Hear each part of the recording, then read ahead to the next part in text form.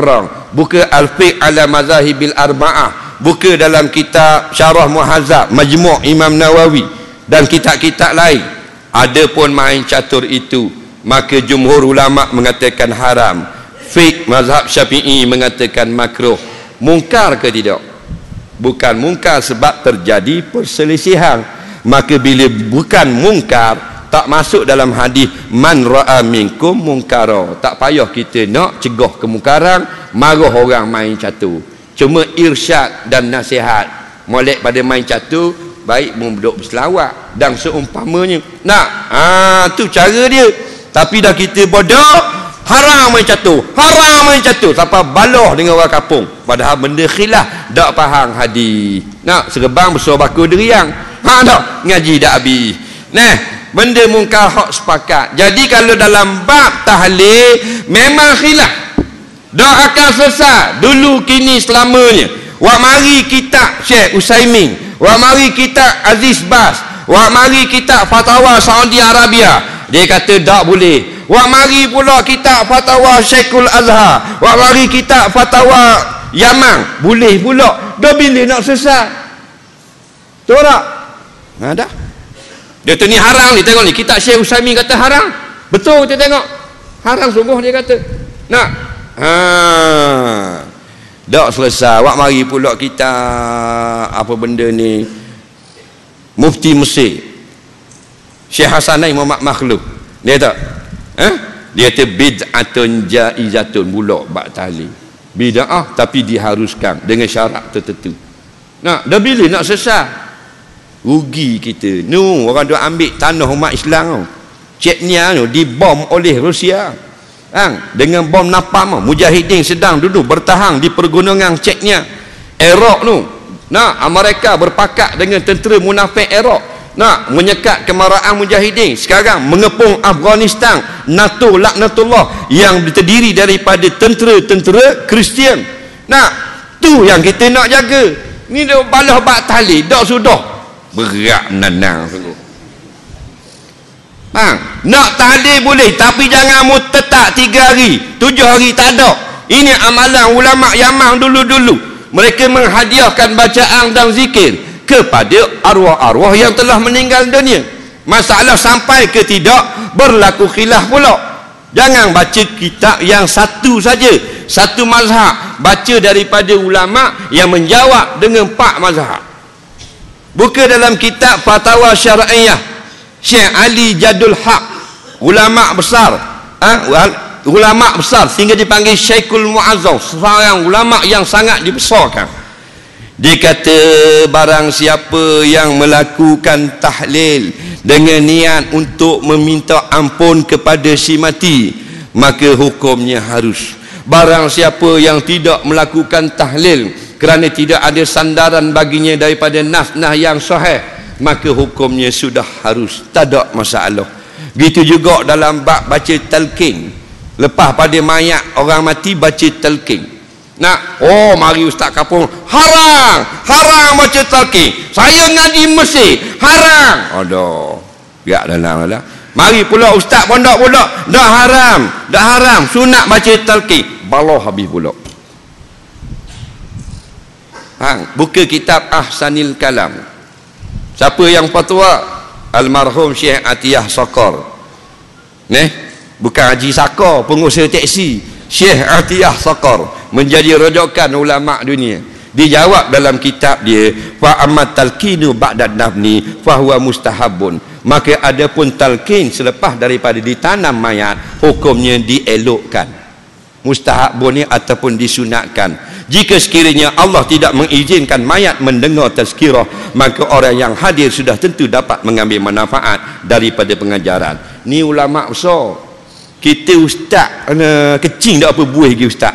Haram. Cak ayang sungguh. Ambil benda ijma' dulu. Kita nak keras pun. Benda-benda khilafiyah, slow down, cool down. Are you understand? Nak jadi ustaz nak bodoh.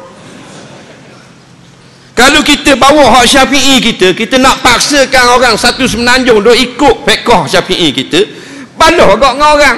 Tahu tak? Walaupun kita yakin Imam Syafi'i terbaik, akan balah juga. Jadi tak cerdik. Dia cerdik. Imam Nawawi kata, siapa yang duduk baloh benda khilafiyah, tanda kebodohan. Kalau dia ustaz bodoh.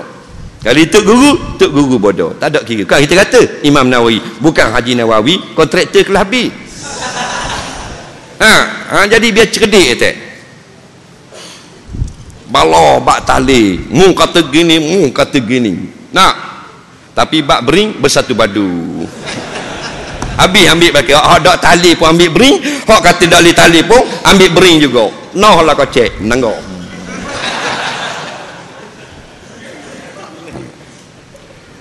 Jadi gini, kalau orang panggil buat kuneri arwah, yang ulama pesan kalau menggunakan harta anak yatim tak boleh. Faham? Atau kita pergi niat nak pergi makan, tak boleh. Begitu juga imam bila ambil gaji, kena faham baik. Ada kala haram, ada kala harus. Bila harusnya dia mengambil gaji kerana Baitul Mal tidak beri pendapatan kepada dia, sedangkan dia menghabiskan masa untuk mengimarah, menghidupkan masjid surau. Faham? Maka ulama pun fatwa harus mengambil gaji dengan syarat dia berkhidmat bukan kerana gaji, kerana Allah. Comel kan tu? Nah, maka kita pun orang jepuk pergi makan untuk saling berdoa kepada si mati, bukan kerana nak makan. Bila kerana nak makan, Dr. Wahbah Zuhaili, ulama besar, dia bukan adung, dia ulama besar, pengarang kitab Tafsir Al-Munir. Tafsir Al-Munir ni kalau ambil satu set dia, ikat rembah atas kepala kita, mapuh situla, beratnya tafsir dia. Faham? Hebatnya dia. Dia kata kalau tahlil mesti ikhlas. Bila ikhlas baru ada pahala. Bila ada pahala baru sah. Syekh tu kata, Allahumma ja'al sawaba ma qara'na aw halalna min qaulina la ilaha illallah ila ruhi fulan ibnu fulan. Baru sah kata gitu. Tengok ulama besar. Nak tak ada ekstrim macam kita. Haram hak tu haram, hak ni haram, hak tu haram, hak ni. Nak haram nak kerah, benda ijma' ulama. Faham? Tidak rugi kita. Ni gi nak makan. Tok Imam habis pada tahlil, sallallahu alaihi sayyidina Muhammadin wa ala alihi wa sahbihi ajma'in walhamdulillahi rabbil alamin. Tak seh. Dak balik, bangun ah. Dah habis dah tahlil. Bangun ah. Dak. Duk. Wah kulak. Tuan Omar kata minta maaf, malam ni kita tahlil pelik sikit daripada biasa. Kita tak buat makanan, cuma kita nak tahlil ikhlas dari tuan-tuan dan perempuan. Tok Bila kata, hang jangan buat main lagu tu, aku tak makan dari tengah hari tadi ni. Situ yang jadi punah tahlil. Faham tak lagi? Situ jadi rosak. Niat nak pergi makan kedara hak orang, mana ada pahala, tak ada ikhlas. Mukhlisin alahuddin, baru ada pahala. Baru boleh kata Allah menyang sawaba ma qara'na ila ruh fulan ibnu fulan. Kan comel ulama buat satu-satu. Nak?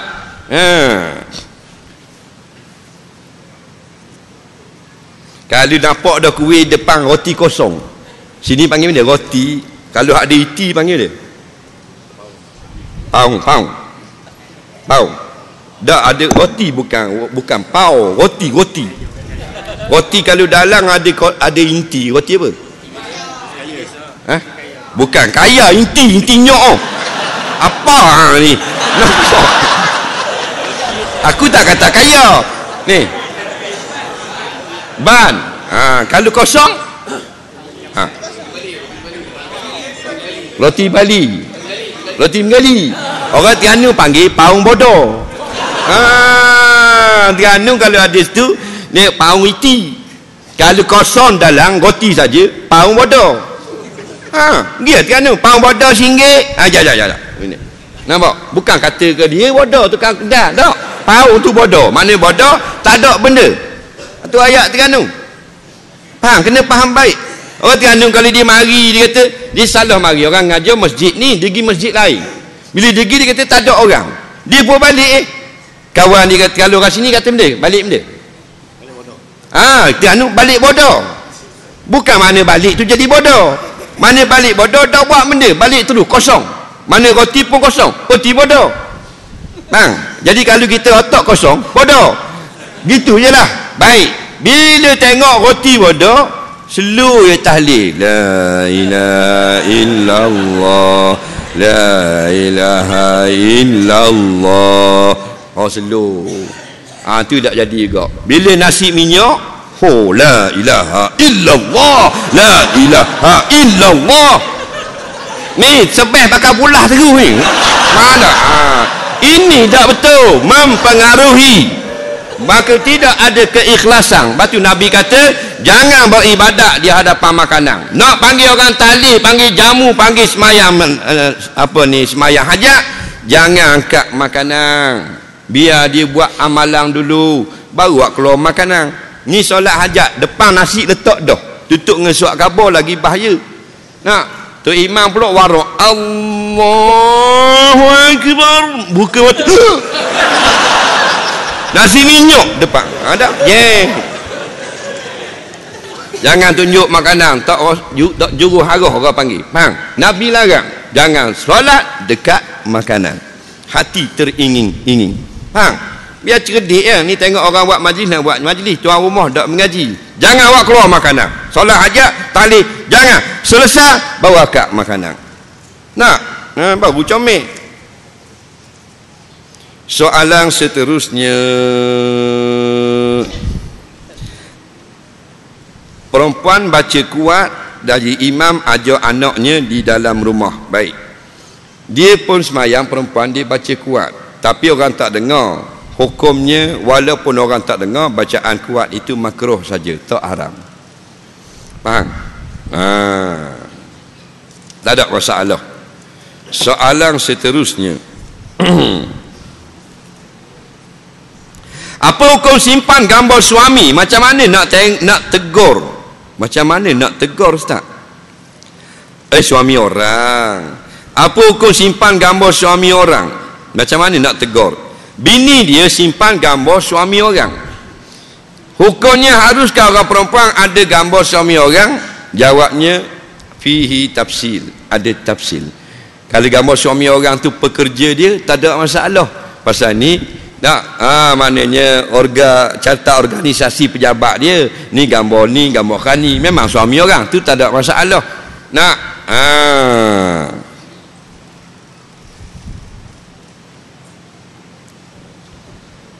Tapi takut duduk dalam dompet, duduk dalam handphone. Dan ini sudah istimewa. Orang puang jangan buat gitu. Faham? Jangan ada gambar orang lelaki duduk dalam telefon dia. Nanti suami kamu tengok, walaupun kamu tak ada hubungan benda, kawan sekolah saja, dia menyebabkan cemburu. Kerana cemburu sifat lelaki, bukan sifat wanita. Kita Melayu terbalik kok. Cemburu sifat perempuan, laki-laki dayus. Tak cemburu langsung. Faham? Jadi jangan. Yang tengok pula, kalau ada gambar-gambar laki-laki di dalam dompet bini kita dalam handphone, jangan berkasar. Tanya molek-molek. Ada jenis suami sepak terajang menungging bini. Dalam handphone ada gambar orang laki-laki lain. Dok tanya dulu. Kadang-kadang ada orang send gambar. Abang akak dia hak lama tak jumpa. Tanya dulu. Kapa. Tu laki-laki jahat. Tak nak minta anak orang slow cakap. Masuk meminang. Patut masuk meminang tu bersilap dah depan rumah orang. Baru orang tak buat menatu. Ni orang lelaki pun satu hal juga, jenis Samsung tak juga harah. Dengan JKK nakut pahit. Dengan bini sendiri berani. Lepas tangan dia jegak pasang mozek, memang tangan kasar. Bini dia lepas keleping pipi. Mudah siang ke? Tanya molek-molek. Ni lah gambar siapa? Muka apa ni? Bini dia takut dah dia nak jawab. Ni ada kat jenis orang lelaki gitu. Tanya molek-molek, yang foto siapa di dompetmu? Mana? Baru dia tak marah. Dia cerita satu-satu. Minum air ketung hingga ketagih. Jikalau untuk perubatan dengan nasihat tabib dan itu adalah benar menjadi sebab dalam perubatan, harus. Jika untuk mendapatkan nikmat iaitu khayal akan tertutup seronok je, maka masuk dalam hadis kullu muskirin khamrun, tiap-tiap air yang mendatangkan khayal keseronokan dalam fikiran, maka itu sama dengan minum arak. Itu saja. Bila minum arak, berdosa besar, haram, diterima menjadi saksi selama setahun start daripada tarikh dia bertaubat. Ini kes daun ketung, sama dengan minum bir. Bir ni bukan khamar, dia adalah nabis. Khamar ni anggur dengan apa benda ni, kurma saja. Anggur buat champagne, buat wine. Nah, kalau lain pada anggur, dalam istilah tidak dikira khamar, nabis, tapi elatnya bersamaan, itu iskar, muskirin, mengkhayalkan. Soalan seterusnya, apakah hukum perempuan yang telah masuk Islam menyentuh mayat ayahnya yang masih belum Islam? Dengar molek-molek, listen. Bila dah masuk Islam ke tak masuk Islam ke, mahram tidak berubah. Ingatlah tu. Kita masuk Islam, mak kita tak masuk Islam, tetap mahram kita, tetap mak kita sampai kiamat. Maknanya kita sentuh mak kita tak batal semayang, boleh bersunyi, aurat dia juga hanya pusat sampai ke lutut, sama di dalam Islam. Orang perempuan bini kita mu'alaf masuk Islam, abang dia orang kafir lagi, maka dia boleh pegang abang dia, tak usah kata sekejap, 6 tahun tak lepas pun tak ada masalah, kerana tetap mahram, tetap tak boleh kahwin kalau dia masuk Islam sampai bila-bila. Cuma dalam bab masuk Islam, yang hilangnya adalah kewarisan, mewariskan harta satu sama lain. Hak tu sudah hilang. Soalan seterusnya, anak hilang? Macam ni. Ni tunjuk kat skrin. Nama apa dik? Nini Akhtar. Mari tengok mak galik sangat makan jagung ni, anak hilang. Tengok ikut skrin ni, anak hilang. Jangan menangis mak ada. Bagus budak ni, tu dia. Tak cerai budak ni. Mari tengok dalam skrin anak mak ni. Anak mak ni, mari tengok. Duduk kat belakang. Sekejap lagi mak mari ambil. Okey? Mak mari dah belakang. Tu dia. Comel budak jadi ulama ni. Soalan seterusnya, apakah hukum melihat kucing atau haiwan bersetubuh?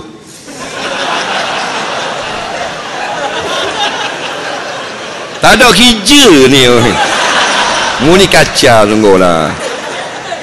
Musim-musim video lucuh ni. Mereka tengok kucing tak ada hija ke apa? Baik, biarlah dia nak tahu. Hukumnya haram, berdosa besar sengaja melihat orang bersetubuh.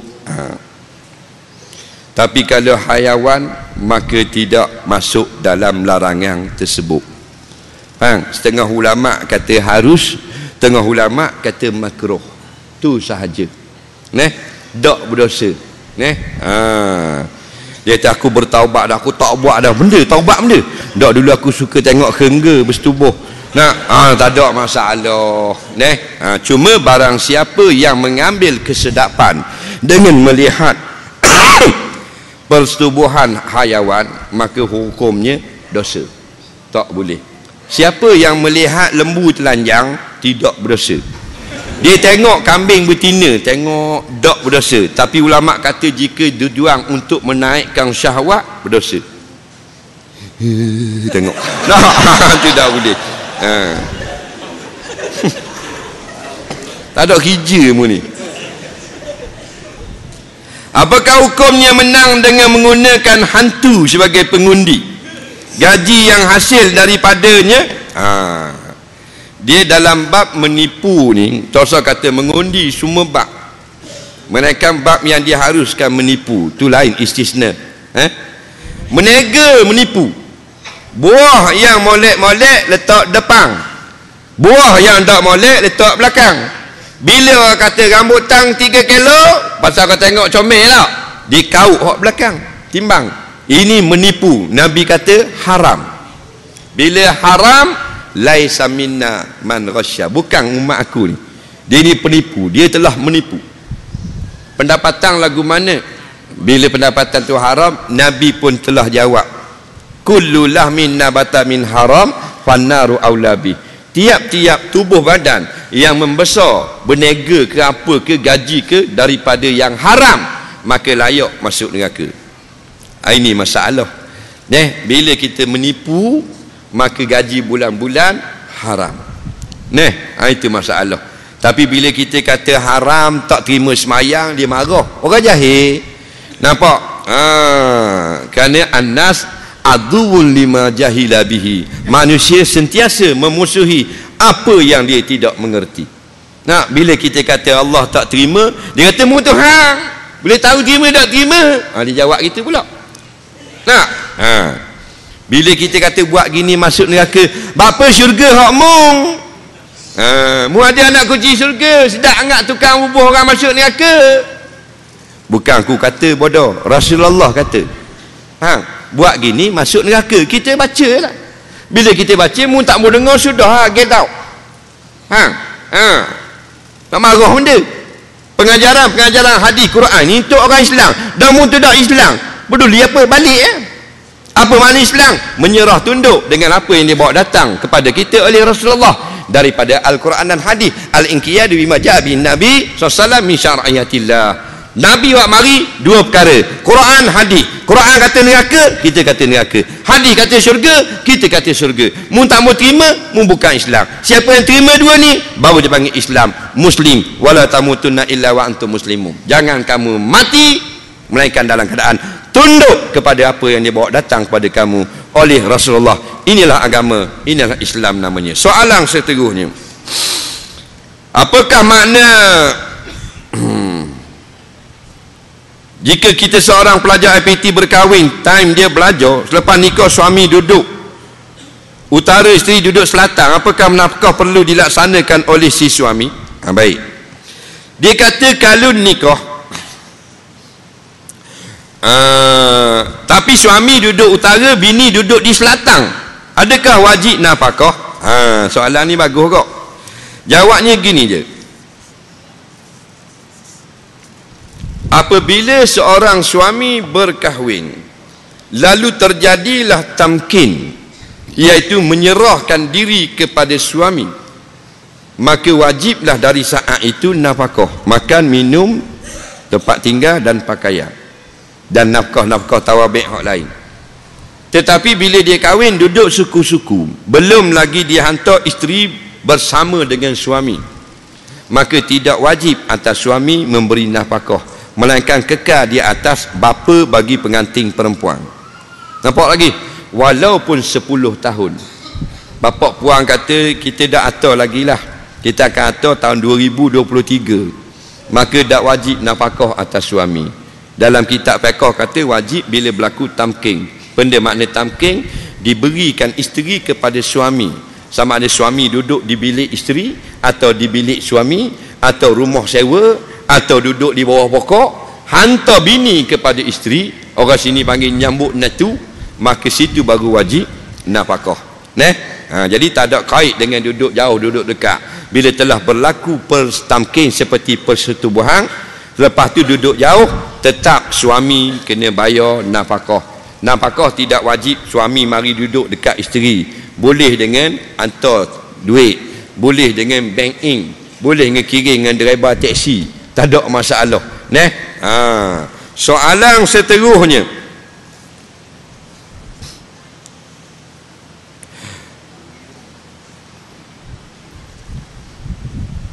apakah hukum gabung nama suami isteri dalam Facebook? Contoh, nama isteri di depan, nama suami di belakang. Tolong bagi hadis. Jawabnya tidak ada sebarang hadis masalah Facebook. Begitu juga tidak ada hadis yang soreh menyebut tentang gabung-gabung nama belakang depan. Nampak? Yang ada hadis, gunakanlah nama yang baik-baik. Faham? Dan Nabi pernah menegur nama yang tidak baik, dan Nabi pernah mengubah nama yang tidak baik. Panjang lebar bab nama dalam kitab Azkar Nawawi dengan syarahnya, kitab Futuhat. Nampak? Jadi kesimpulannya, berilah nama yang baik-baik. Sama ada kita gabung tak gabung, tak ada masalah. Bab nama ni ramai orang salah faham. Bila orang kafir masuk Islam, dia kata wajib pakai nama Melayu. Itu salah. Boleh pakai nama dalam kafir, tak salah. Orang putih kekal nama orang putih, Jepun kekal nama Jepun. Tak ada ulama kata wajib tukar. Yang ulama kata wajib tukar bila nama itu maksudnya syirik, nama itu maksudnya kotor, baru wajib tukar. Faham? Umpama dalam masa orang putih, dia masuk Islam, nama kaum putih dia good man. Good man ni orang baik ya. Maka wajib tukar tak? Tak payah tukar kepada ni Melayu.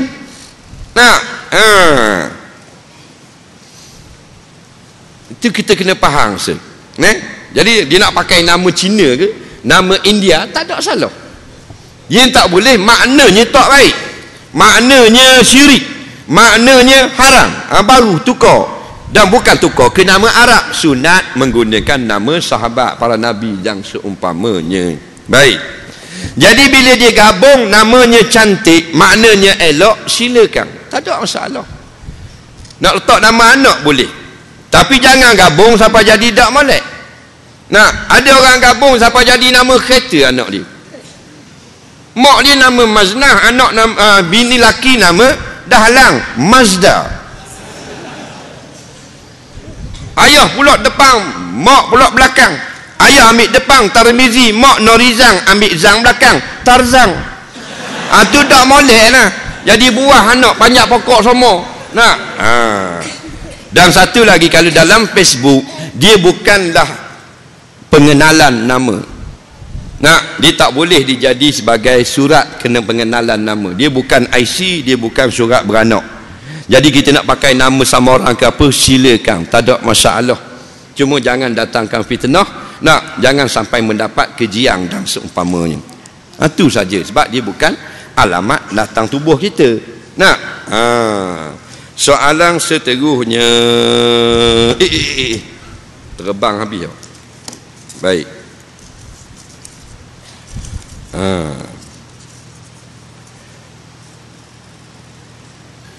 Ada setengah pihak melabelkan saya terlalu taksub dengan Tok Guru, sedangkan saya hanya mengikut ajaran berdasarkan Quran dan hadis. Tolong jelaskan pada semua makna taksub berserta dengan contohnya. Dengar molek-molek. Kita kadang-kadang suka guna kataan-kataan Arab yang kita diri pun tak faham maksudnya yang betul. Taksub ni daripada asalnya asabun, maknanya anak beranak ataupun kroni ataupun kaum keluarga. Daripada keluar asabiyatun, yang Nabi kata laisa minna man qatala ala asabiyah, bukan daripada aku, iaitu perjuangan atas dasar anak beranak. Apa makna anak beranak? Sahabat pun heran, kenapa anak beranak ni salah? Dan kan dalam hadis yang lain Nabi suruh bangga dengan anak beranak, Nabi suruh dulukan anak beranak. Tiba-tiba laisa minna man qatala. Nampak? Maka anak beranak yang dikatakan larang dalam hadis ini, Nabi pun jelas definisi yang cukup mantap, iaitu antu'ina qaumakum ala zulmihim. Itu asabiyah. Kamu menyebelahi puak-puak kamu atas kezaliman mereka. Bila anak saudara anak orang lain ditangkap mencuri, tangkap bawa pergi lokap. Anak saudara kita mencuri, kita pun balik, suruh balik, nanti orang tangkap. Itu asabiyah namanya. Apabila kita jadi hakim, puak kita yang diadilkan, menang. Tapi kalau puak lawan kita, kita tak suka, kalah. Itu asabiyah, menyebelahi sebelah kita pada perkara yang salah. Dalam bab Tok Guru berguru, tak ada asabiyah, bukan ta'asub namanya. Itu istilah lain. Ulama pun berpesan, jangan semata-mata mengikut hanya dengan seorang guru, walaupun tidak salah. Sebaik-baiknya biarlah ramai, tu saja. Orang yang ikut Tok Guru, ikut ulama, orang sekarang dia kata ta'asub, bukan ta'asub. Gitu juga ni sekarang, orang yang nak menegakkan Islam, nak balik kepada sunnah, dia anggap ekstrim. Ini perkataan ciptaan penjajah. Ekstrim ini lebih daripada batas. Jika nak balik kepada Islam yang cantik, orang dah panggil ekstrim. Nabi kata sehari semalam 5 waktu wajib solat. Itu normal, bukan ekstrim. Kita nak ajak orang balik 5 kali solat, bukan ekstrim. Tapi kita akan tambah 2 lagi solat menjadi wajib, barulah dipanggil berlebih-lebihan. Tapi ayat ekstrim digunakan kepada puak yang betul, dan puak yang meninggalkan sebahagian Islam dipanggil puak wasatiyah dengan nama-nama yang manis. Nampak lagi? Ini racun-racun Yahudi Nasara belaka. Puak yang menolak hudud, yang tidak bertudung, yang menolak kewajipan, maknanya balik kepada muamalah Islam dan sebagainya, dianggap puak wasatiyah, puak sederhana. Bukan yang sederhana hak Rasulullah. Nampak? Rasulullah bawa sederhana, tidak lebih, tidak kurang. Berhati-hati dengan gelaran ta'assub dan sebagainya. Tapi kalau guru kita fatwa minum arak halal dengan syarat niat kan nampak wajah saya masa minum, kita pun kata betul juga, baru dipanggil asabiyah namanya. Tapi kalau selama mana guru kita kata yang benar daripada Quran dan hadis, maka tidak dikata ta'assub. Ingat, kalau kita ada guru, hormat dan banggalah dengan guru kita. Tapi jangan meremehkan guru orang lain. Ini banyak berlaku. Hak pondok ni kondeng pondok tu, hak pondok tu kondeng madrasah ni. Ni semua bodoh belaka. Faham? Memalukan guru belaka. Guru tak suruh buat gitu. Nah, bila kita ada guru, maka sunat kita kasih guru kita, sayang guru, hormat dan bangga. Tapi jangan kondeng guru orang lain. Tak boleh. Kita keturunan Said, Wan, Megat, molek kita bangga keturunan kita, tak salah. Jangan kondeng keturunan orang lain. Faham? Kerana yang mulia sisi Allah atqakum saja. Soalan seterusnya, kita ada 11 minit 16 saat lagi. Boleh? Panas tak? Dah balik lagi sejuk. Apa hukum laki-laki beri salam pada perempuan yang bukan muhrim, tengah mengatakan haram? Sila berikan penjelasan. Tidak ada pun satu perkataan haram dalam hadis tentang beri salam kepada bukan mahram. Ini adalah ijtihad ulama. Yang ustaz-ustaz duduk mengajar haram beri salam pada perempuan muda, betul dah tu. Kerana itulah pendapat yang mu'tamad. Nampak? Dalam mazhab Syafi'i dan mazhab Hanbali. Tak boleh marah ke ustaz tu ambil nakal daripada kitab. Cuma ustaz tu kena faham. Ini adalah ijtihad, bukan qat'iyah. Maka kita kena terbuka, kena lebih liberal. Kita mengajar kaum muktamad, tapi dalam nak menarik orang ramai, kita kadang-kadang boleh nak tidak meraihkan kaum muktamad, kerana keadaan manusia sekarang ini terlalu jauh daripada hukum hakam. Jadi tak salah kalau kita kata kita ambil kaum dhaif, masih lagi boleh beri salam kepada perempuan-perempuan muda dengan niat yang baik, bukan niat untuk galak, syahwat dan seumpamanya. Jadi benda-benda gini kita kena faham. Soalan seterusnya, apa maksud ma'rifatullah? Ma'rifatullah ini iaitulah mengenal Allah. Allah jadikan alam ini supaya kita kenal dia lah. Bila kita kenal dia, kita mentauhidkan dia. Tu tujuan ini ja'ilun fil ardi khalifah. Aku buat bumi, aku letak manusia, aku buat keindahan atas bawah supaya mereka ru'yatul kasrah liwahdah, tengok banyak balik kepada yang satu. Comelnya ombak, Allah yang buat, kerajaan tak mampu buat. Budak-budak tengok boleh jadi gini. Nak Allah yang beri makan. Hayawan-hayawan macam-macam jenis, rama-rama macam-macam color. Hijau ada, koko ada, kuning ada, biru tak payah dah, warna orange ada. Ini semua ciptaan Allah. Betul tak? Balik kepada Allah. Jadi bila kita kenal dia, dua perkara tu saja yang menyelamatkan kita, bukan menyelamatkan Allah. Siapa yang kenal Allah, dua perkara akan datang. Yang pertama, cinta kepada Allah. Yang kedua, takut kepada Allah. Faham? Tapi kalau kita kenal hayawan, kita akan takut, tidak ada cinta. Orang yang kenal rimau, dia takut pada rimau, dia tidak cinta rimau. Faham? Orang yang kenal duit, dia akan cinta duit, dia tak takut duit. Lepas tu duk berebut duit lah ni. Mu tipu aku tipu mu, tipu aku tipu mu. Menangis dak belagu berapa orang semalam, namanya tak ada dalam senarai pencalonan. Tak berat dendang tu. Orang dulu-dulu kalau kena lantik menangis. takut Allah tanya di padang mahsyar. Lening menangis tak dilantik, mengong sungguh. Faham tak? Terus mengaji tak mau mengaji, bodoh sampai kemampuan.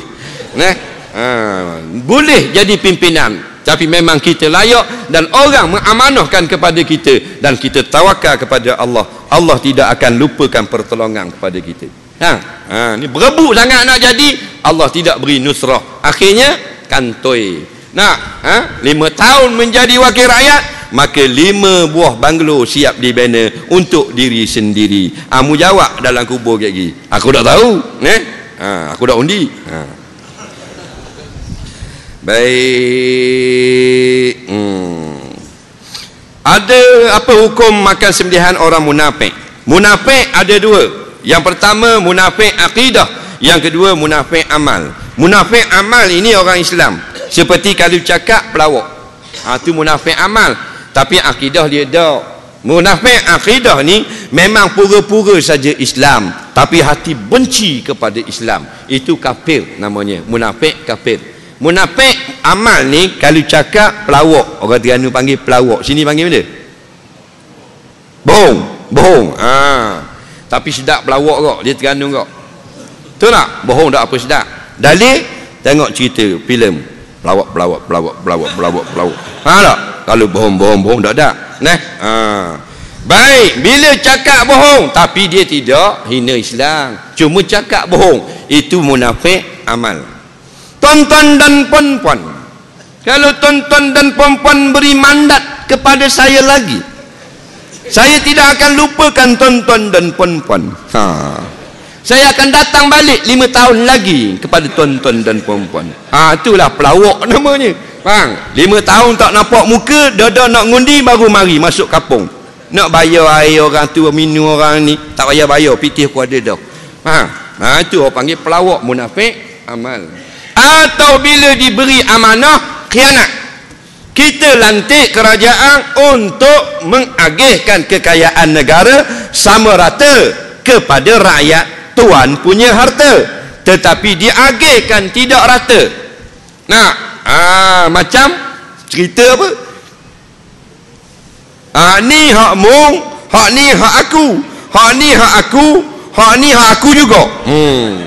Itu orang panggil tidak amanah. Faham? Bila tidak amanah, masuk dalam kata salasun ayatul munafik. Salasah, 3 jenis tanda-tanda munafik, bukan kafir. Jadi boleh jadi imam semayang, boleh, makruh sahaja. Kalau ada imam yang tidak munafik pada amal, afdal kita ikut. Soalan seterusnya, kita ada 2 minit 19 saat.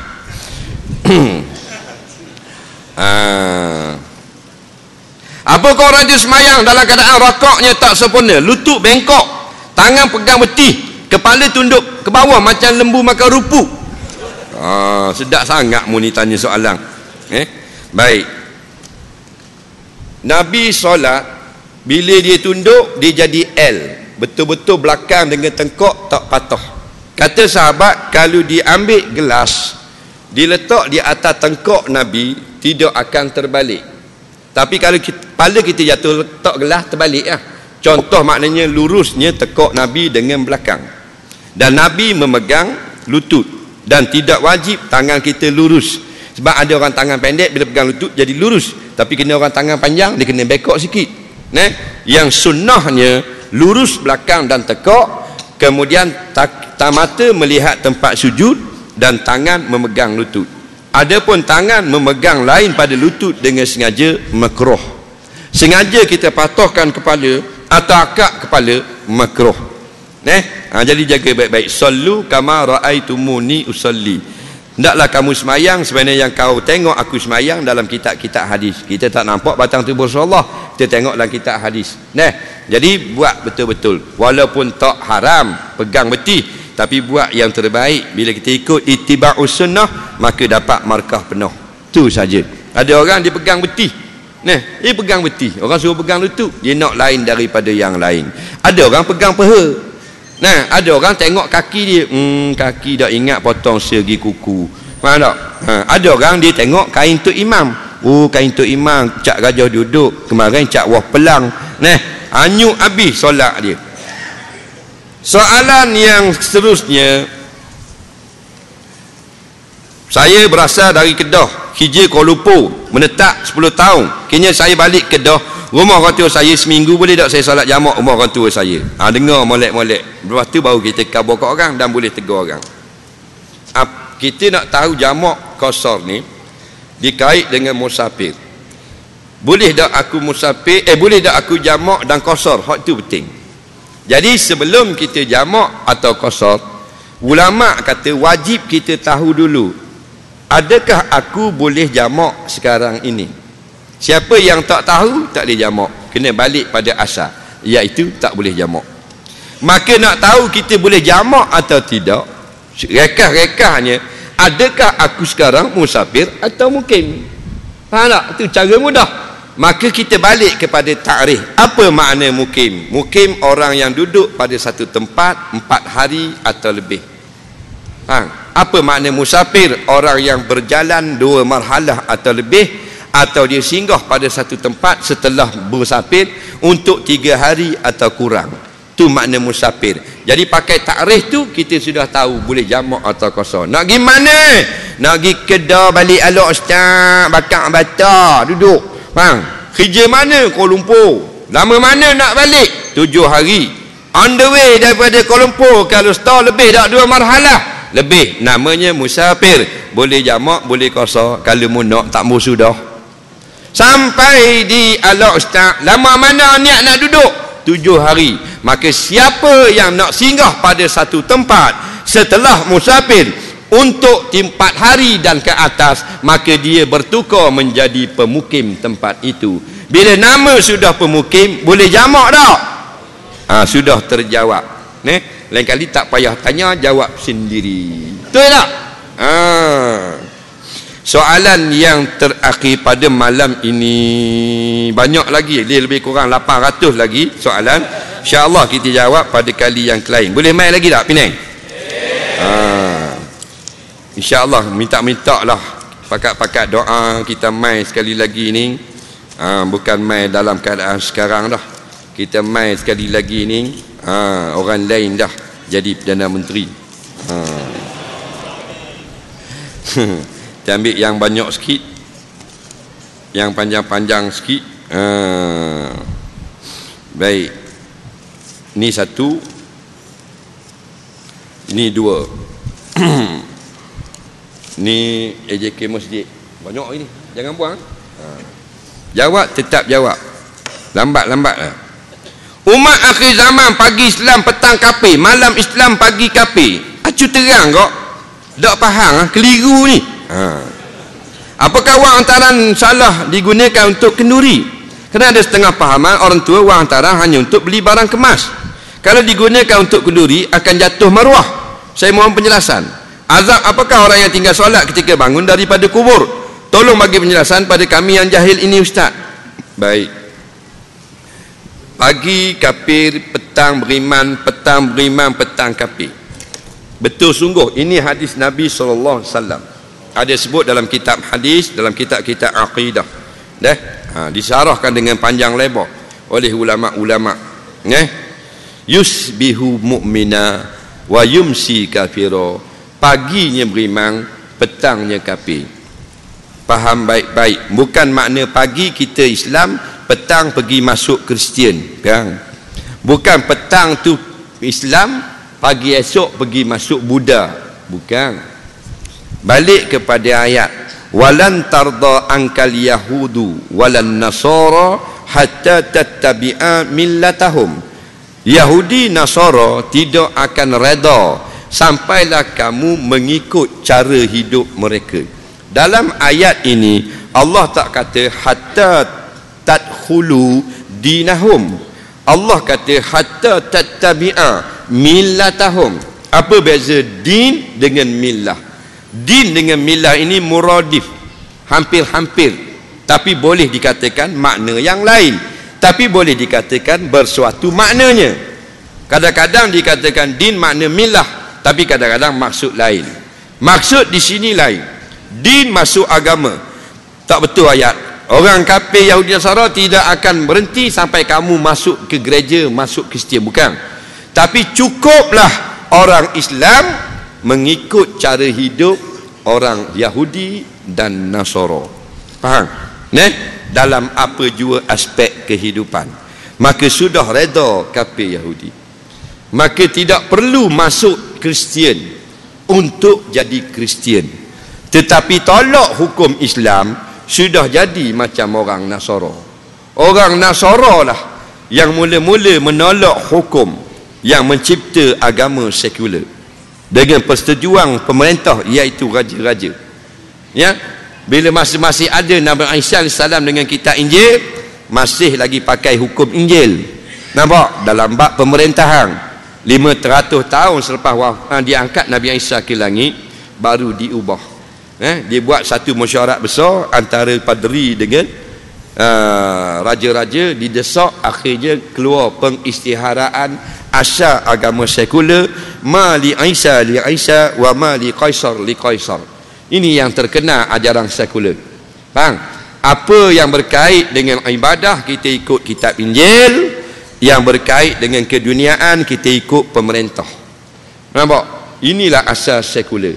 Maknanya politik, ekonomi dan seumpamanya tidak boleh kena-mengena dengan agama. Agama hanyalah pergi Mekah, masuk Jawi, musabaqah Quran, buat masjid. Faham tak? Dalam bab pemerintahan, ekonomi dan sebagainya, kita kena ikut dunia barat hari ini. Jadi siapa yang berpegang di situ, dia sudah merosakkan akidahnya sendiri. Sedangkan Islam agama yang syumul.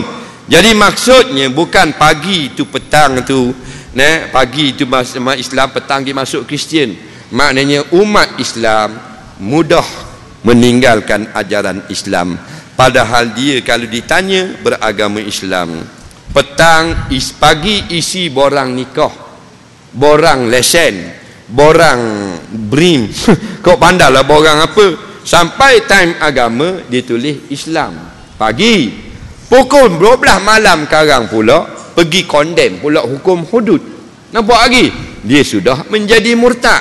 Pagi tadi dia tulis Islam, malam dia condemn hukum Islam. Pagi esok buat IC, pasal IC hilang, tulis dekat borang Islam. Petang itu pergi condemn pula hadis Nabi, terikut-ikut dengan kawan dia yang jahil, jadi kafir pada waktu petang. Betul tak? Ini masalah. Sama ada mengikut tu pada milah cara hidup orang kafir, ataupun pure jadi kafir dengan sebab perkataan atau iktikad ataupun perbuatan yang disebut dalam kitab-kitab tauhid, menyebabkan orang itu terbatal akidahnya. Soalan yang terakhir, apakah wang hantaran boleh digunakan?